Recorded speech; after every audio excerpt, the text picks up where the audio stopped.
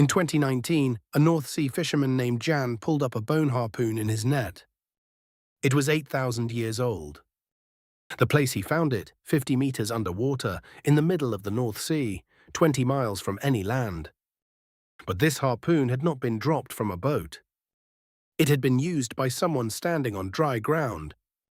Because there was a country there once. A country between Britain and continental Europe. Now underwater. In the next 7 minutes, I will tell you what Doggerland was and how it drowned in a single afternoon. For thousands of years after the Ice Age ended, the North Sea did not exist.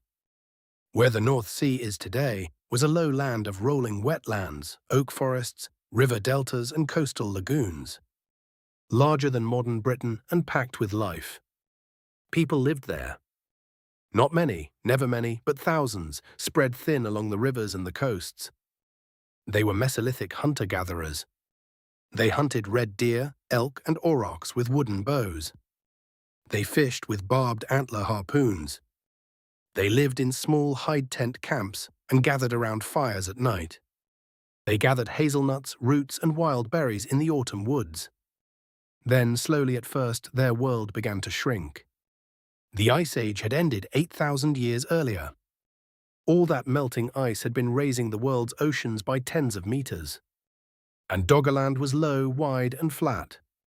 Each generation, the coastline crept inland.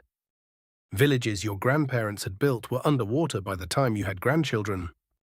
Elders told children stories about the drowned lands they used to know. Wildlife pushed together onto shrinking islands. But it was still livable, it was still home. Then, around 6,200 BC, something happened off the coast of Norway. 200 miles offshore, along the edge of the continental shelf, a massive slab of undersea slope broke loose. The Storegga Slide. A section of seabed the size of Scotland collapsed into the deep Atlantic. It pushed a wall of water outward in every direction. Doggerland that day was probably ordinary. People were fishing, children were playing, someone was carving a harpoon. Then the birds went silent. The sea pulled back further than it should have. And then from the horizon they saw it.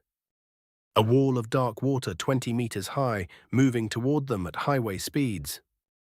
The last Doggerlanders had only moments to look up. The wave hit the coast of Doggerland like a hammer.